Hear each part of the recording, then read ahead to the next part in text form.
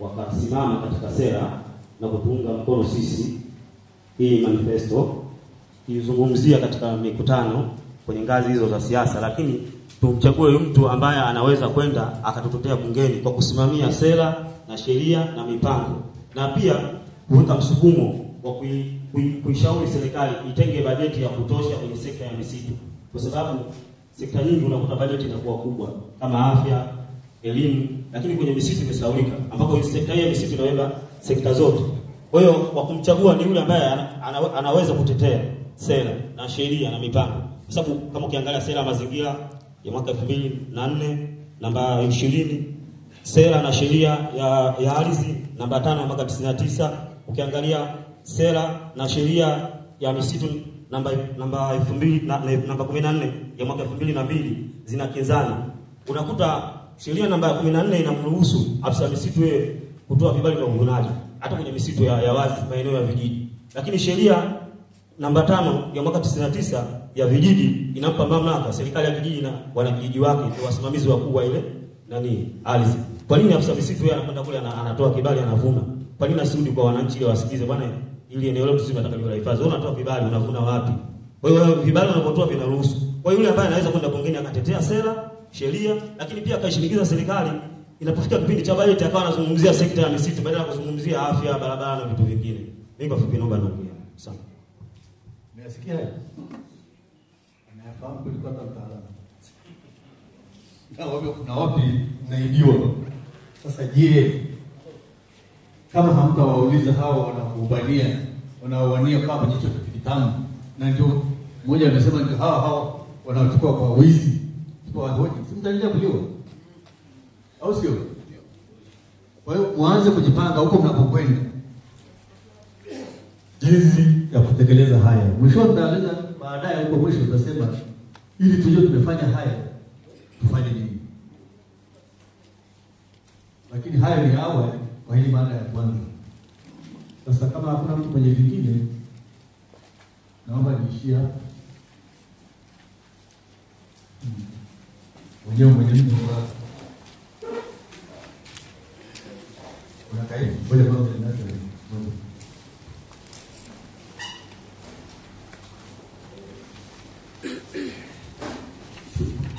Bwana sasa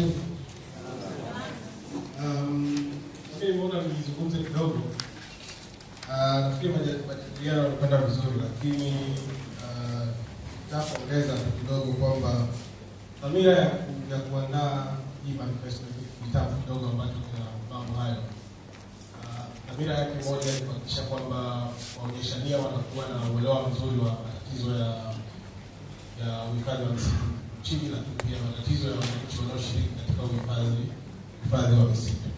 Lakini pia kwa imani kwamba wakiwa wana uelewa mzuri wa changamoto hizo, maana yake wakichaguliwa watakuwa katika nafasi nzuri ya kuweza kushughulikia changamoto hizo.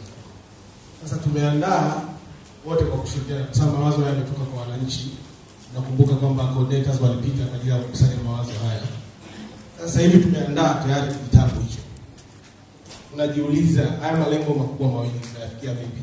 Naona tumezungumza, lakini hatujazungumza kwa kina. Hatujazungumza kwamba tunayafikia vipi hasa malengo hayo.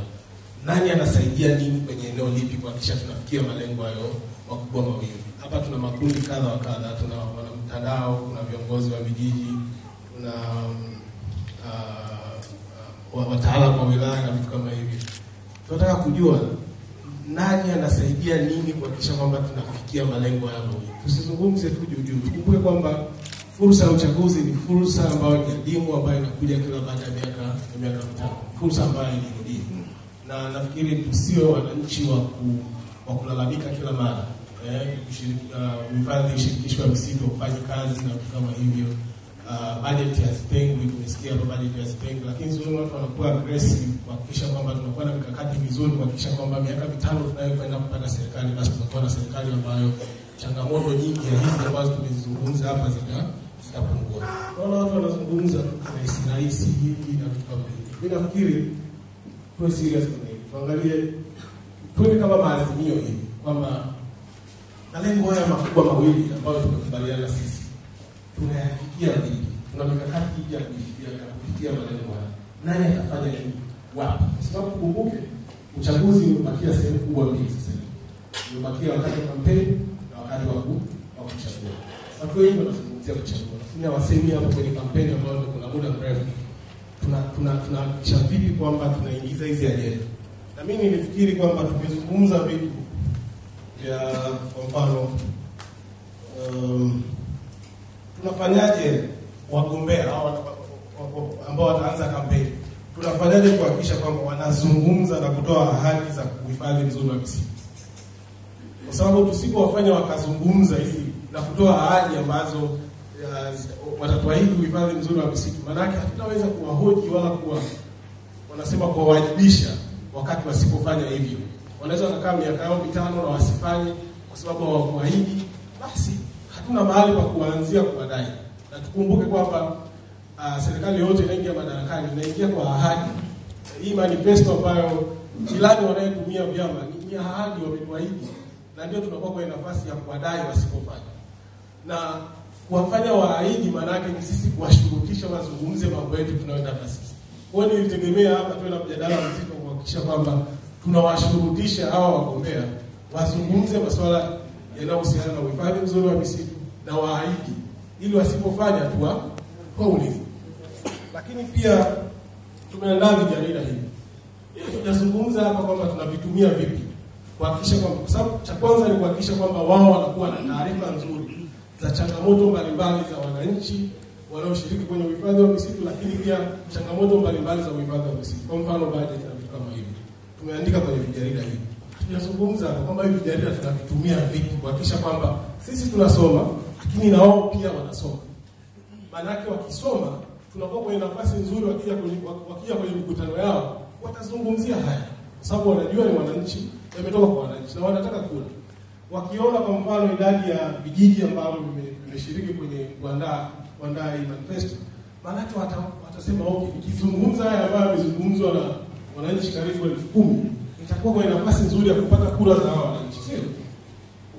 Kwa hiyo nafikiri mjadala umekuwa hivi kwamba tunafanyaje kuwafanya wasome, kwa sababu tumechapisha hii, lakini pia kuwabana kuhakikisha kwamba wakija kwenye kampeni wazungumze haya, na wasipozungumza tuwashurutishe wazungumze haya, na pia watuahidi, ili sasa kuanzia hapo ndani ya miaka 5 inayokuja tutakuwa tuna nafasi ya kuwahoji kwamba bwana ulikuja